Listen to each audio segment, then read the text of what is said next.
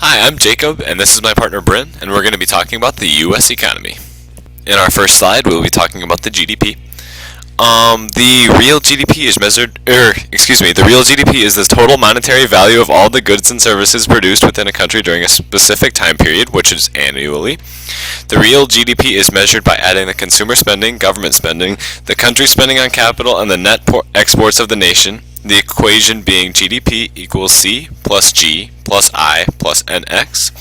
The current real GDP growth rate for the United States through the third quarter of the year is 2%. This is up from an increase of 1.3% in the second quarter, and we predict that the real GDP of the United States will continue to increase through the fourth quarter of the year and beyond. These are our graphs for GDP.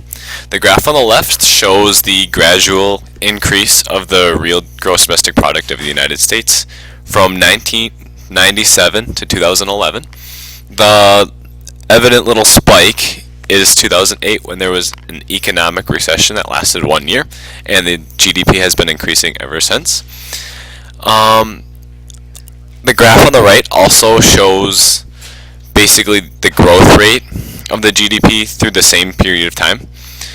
On that graph though, the recession of 2008 is much more evident, and the US GDP has been growing ever since. Inflation is defined as the rate at which the general level of prices of goods and services increases while purchasing power decreases. Inflation is measured by the Consumer Price Index. This is the average price of all final goods and services produced in a given year compared to other years.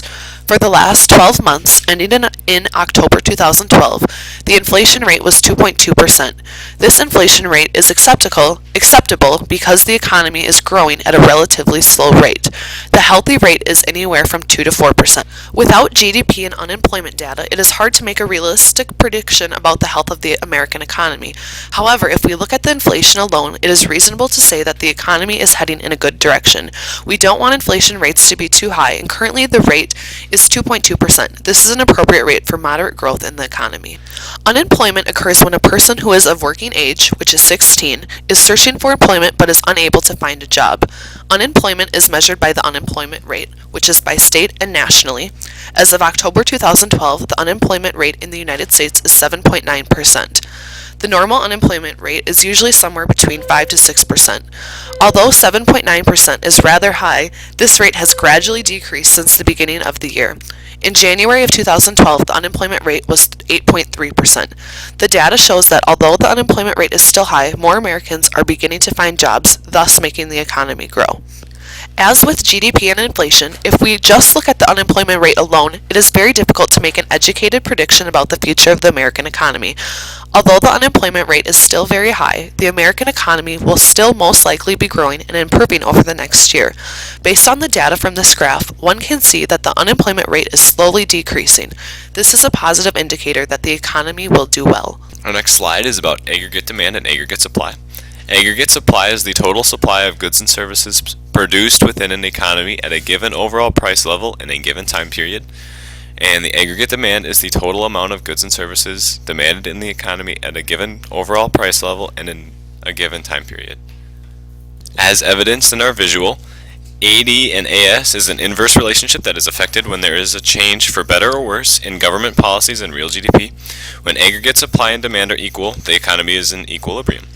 An increase in production cost will decrease aggregate supply. A decrease in production cost will increase aggregate supply. An increase in government spending or consumer spending causes an increase in aggregate demand, and prices will decrease. A decrease in government spending or consumer spending causes a decrease in demand, and prices will increase. We believe the businesswoman should open a health food store chain in the United States. Based on the current data for GDP, inflation, and unemployment, it is a reasonable idea for a businesswoman in Europe to open a health food store chain in the United States. These three aspects show that the economy is slowly beginning to recover. There are, however, some risks she must be aware of. First, due to Obamacare, it is going to cost her more to provide health care. Also, with a fiscal cliff approaching, she can only hope Obama and Congress can come to an agreement. Although these are all risks, there are many more positives than negatives people should consider when opening a health food stores chain. One main reason is that the baby boomer age has a disposable income and is willing to spend more money on healthy food. We suggest to start the business in California. If compared to other countries, California's GDP would be 8th at $1.8 trillion. Also, the unemployment rate is quite high, which would make it easy to hire workers.